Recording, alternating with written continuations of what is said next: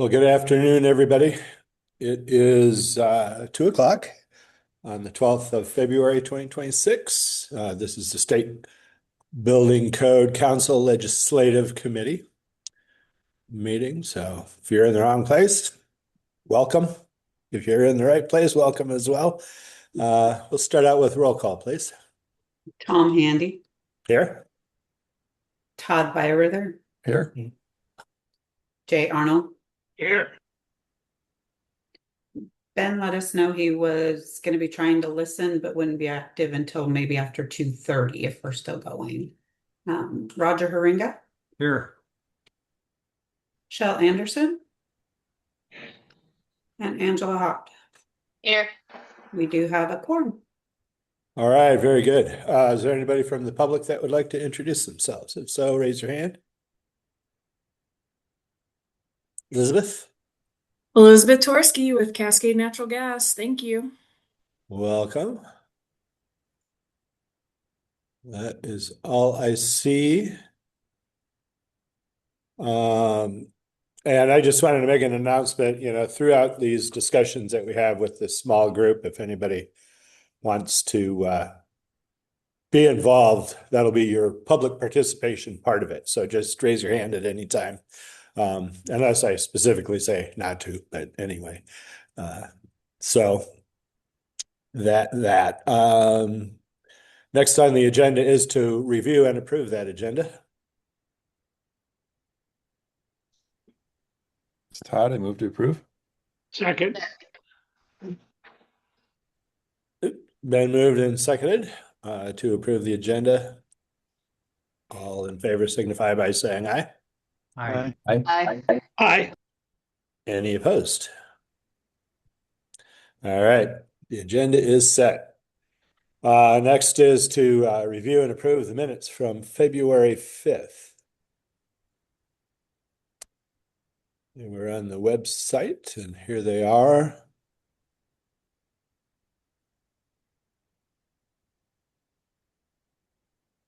It's Todd. I'll move to approve the minutes.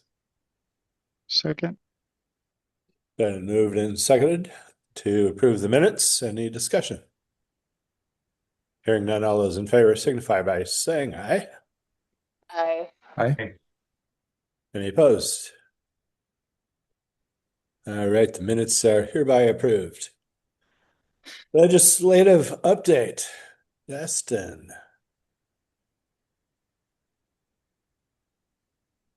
Alrighty, so just recently passed, we had the fiscal cutoff for the 2026 session that was on the 9th.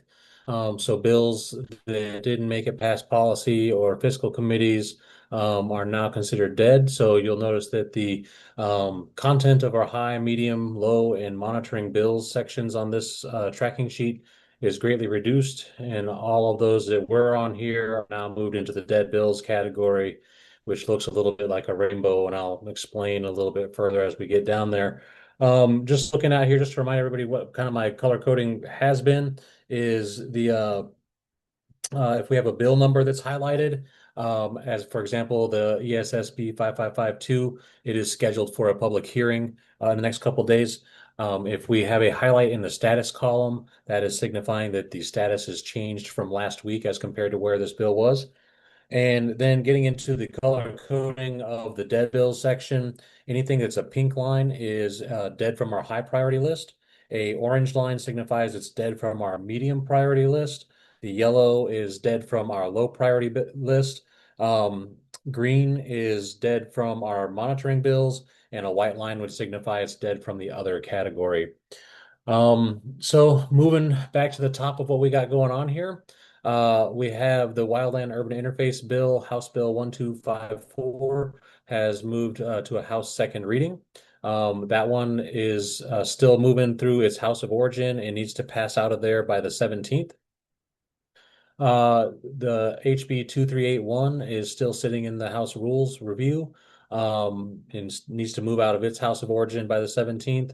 And then we have ESSB 5552, the Kit Homes / Building Codes Bill, which has moved out of the Senate, but it's still in the same place it was last week.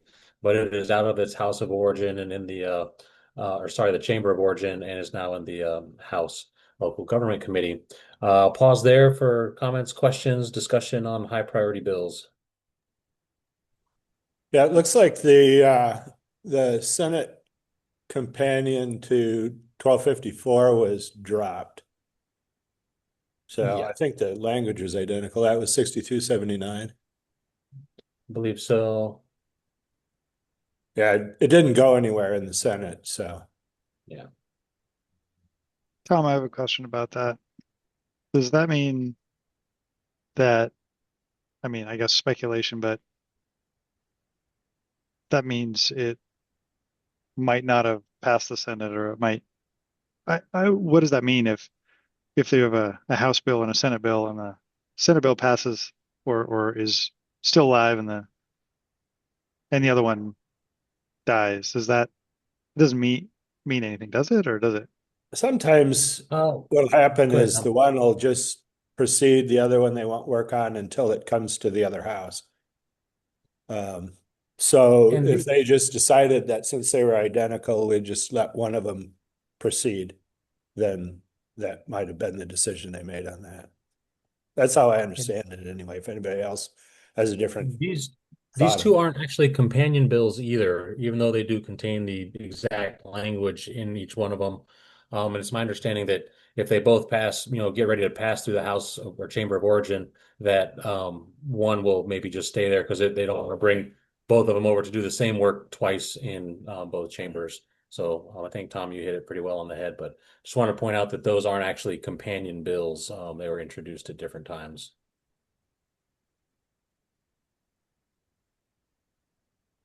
Okay. Todd.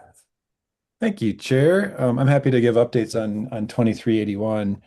There have been a lot of conversations this week, and thank you to everyone. Some I've reached out to people to try to better understand, and I see some of those stakeholders and partners on here today. And by the way, and you're welcome to give any comments. I won't speak for any of the stakeholders, but it's been really educational. It's not pulled to the floor yet. I think there is expectation that it likely will be. And a lot of the discussion has been around if you remember, the substitute House bill. So the substitute that was put in during committee opened up a section 3, which referenced 19.27a. And so it was trying to, in my words, create a portal between 19.27 and 27a if this were to get to rulemaking, that there's more opportunity to align and optimize between carbon and energy. My understanding is that it will revert back to the original bill if it gets to the floor for a couple other reasons, and that section won't be in the bill, then it will land on the floor. So it would be then taking that base original bill, which is focused on 19.27, um, and any amendments would be made on the floor to that base bill. And thank you. I know others have on this call have been involved, so we've been trying to be very careful to stay in our lane and inform and not advocate for or against, but I'm trying to bring everything I know to this meeting so we can discuss but I don't think there's any action needed right now. Thank you. Thanks, Todd. Jay? I have a question, Todd, since you seem to be involved in some behind the scenes discussions of changes that might happen as this bill goes to the floor. Is there anything from SBC's standpoint that if there are already changes going to be happening that we want to provide input or suggestions on? If I may, Chair, the trick here is, well, let me phrase that differently. What I really appreciated is an example of, our efforts in the past year or so, I think, trying to better work with the legislature to help find that balance between, that which should belong in an enabling bill such as this to allow rulemaking. But then, of course, there are a lot of stakeholders, have fears or concerns or legitimate, I don't mean to say fears because, the tendency then is to put guardrails into the policy. And maybe that's appropriate. It's the will of the legislature.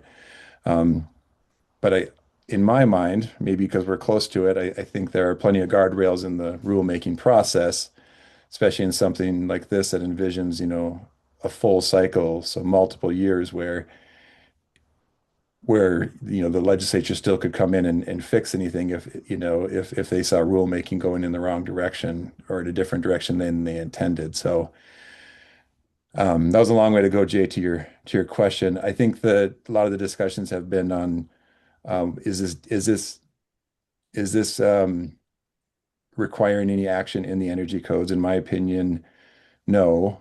I think it is opportunity for third party external petitions in the energy code if this were to go through and an ad hoc committee, just like in the single exit and the multiplex, were to develop this appendix for the IBC and essentially zeroed in and defined those typologies, those residential typologies, 1 to 6 stories, 1 to 24 units.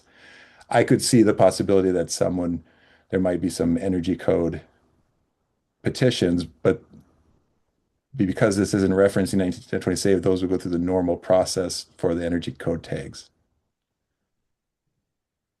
That was a long non-answer, probably, Jay.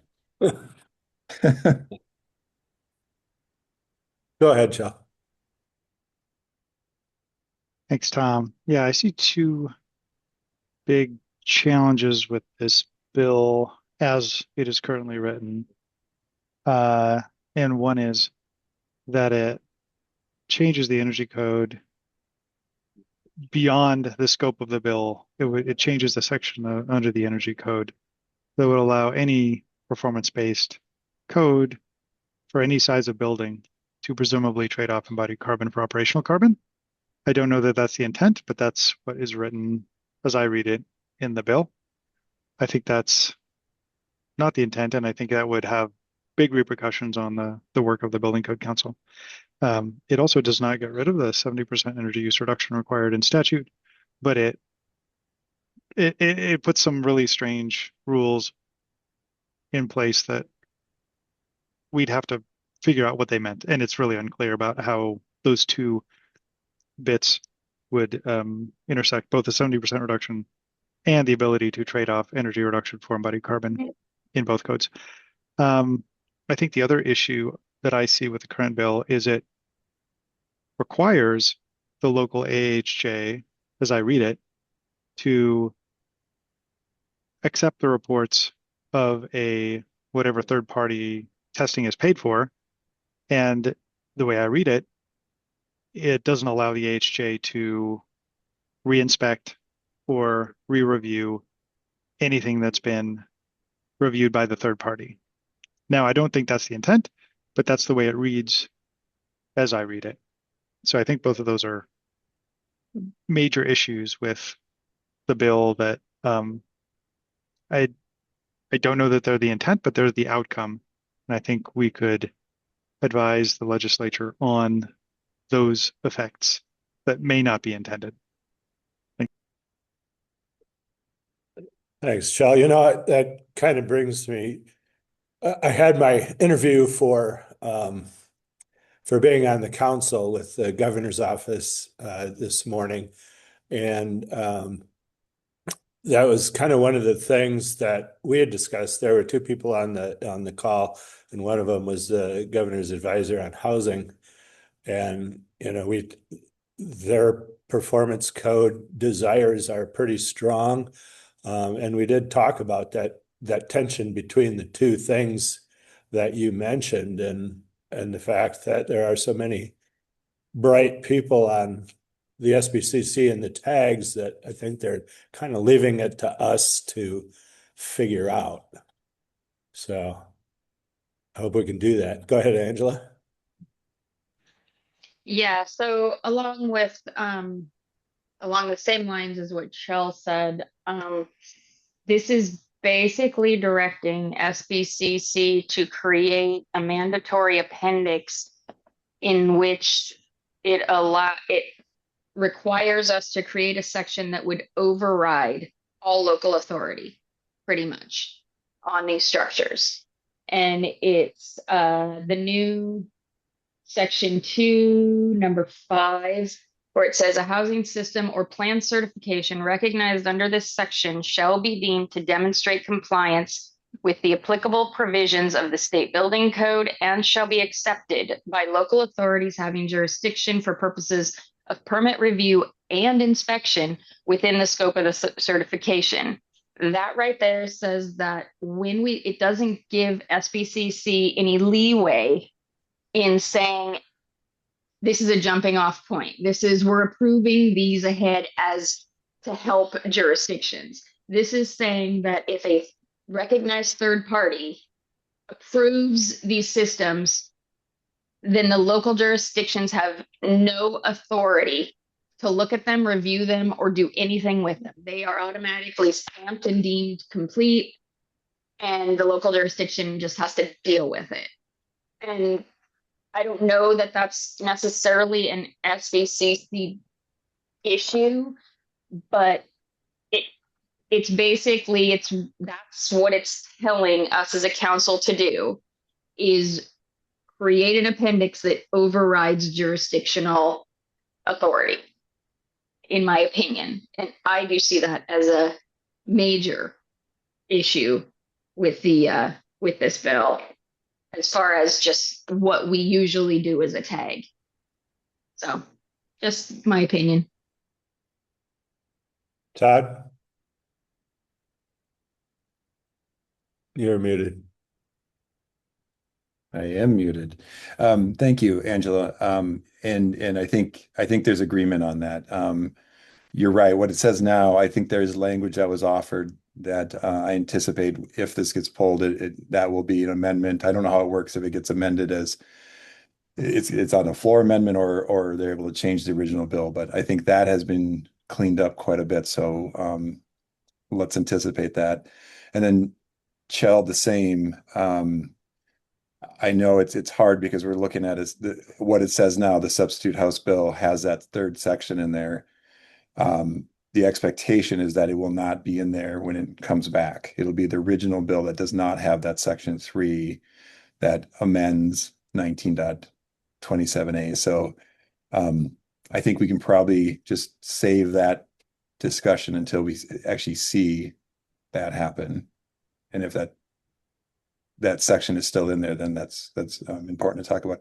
I can say a lot of the things that I think I've informed this week and asked questions with partners and stakeholders is that long time discussion we've had as a council, that structural wall between that statutory wall, let's call it, between 19.27 and 19.27A, and what is appropriate for those sections to reference each other, both in policy and in our actual codes. So I think there's probably a consensus that we all try really hard to keep that separation. We don't want, and it's probably not appropriate for the building code to ever direct the energy code and vice versa.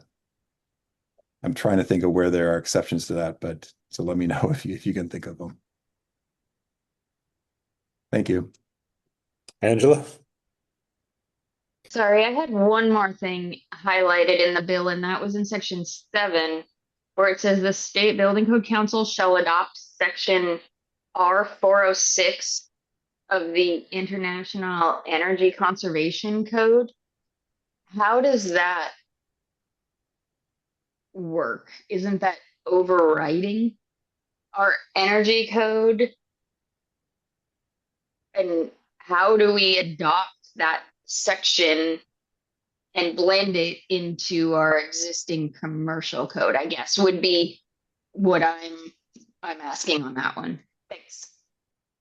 Go ahead, Todd. Yeah, Angela, I think that's the main driver that the bill would revert. That I don't think it's going to be declared out of scope, but that is the concern that was raised is that that would be in the building code, essentially creating a regulatory conflict because it's putting an energy code. So that was the question that was raised or it was flagged, and I think that's the main driver for reverting back to the original bill.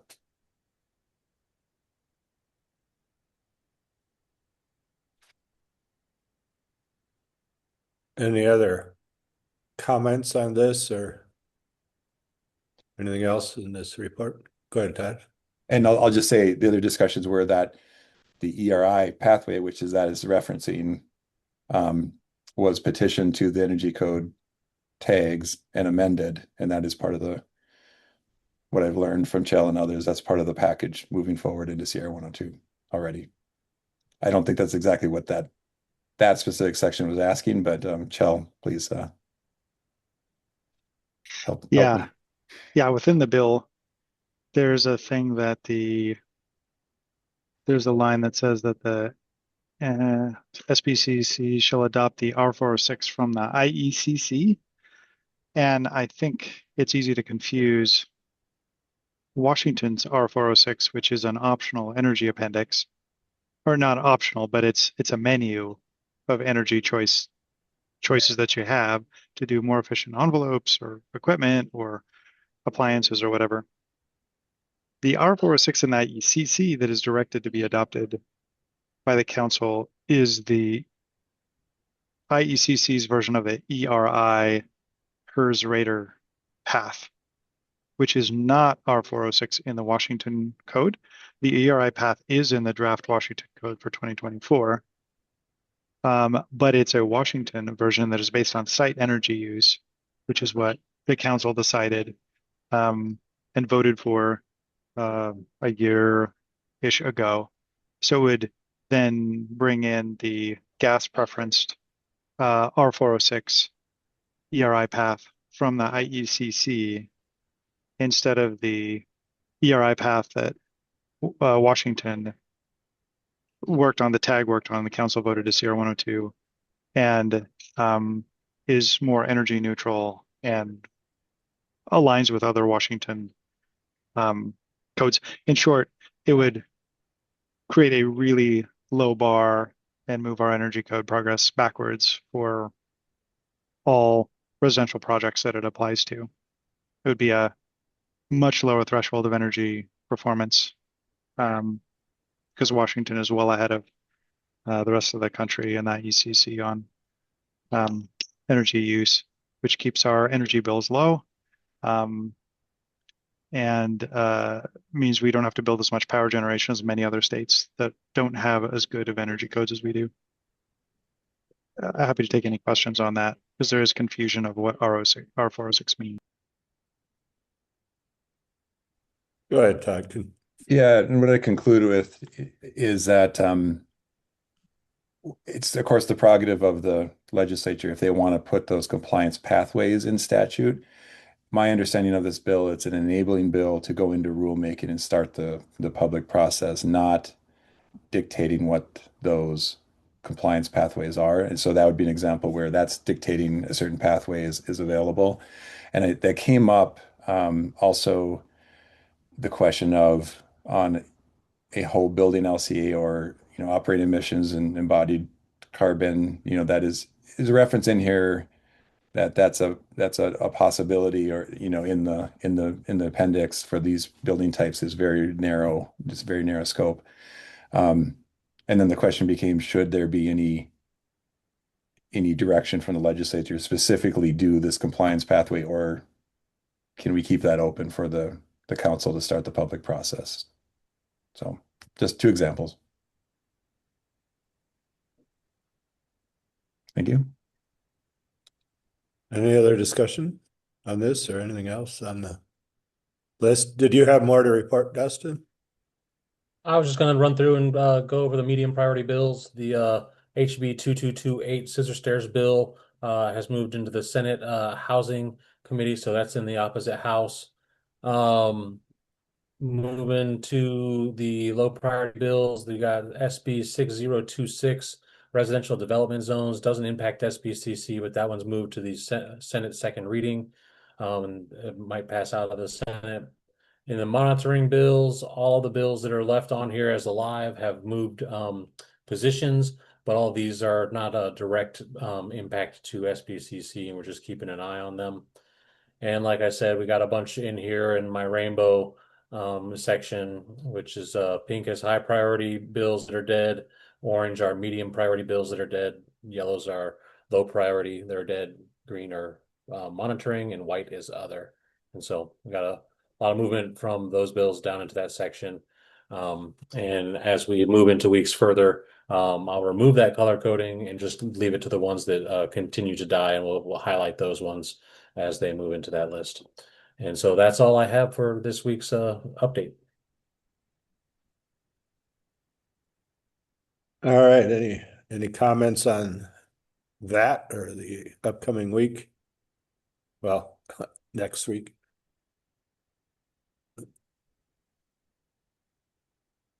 Quiet crowd. That'll move us into other business. Todd, you unmuted. You must have a little gem for us. No, I'm sorry, I don't. Oh, okay. Anybody else? Even the public attendees are awfully quiet today. All right.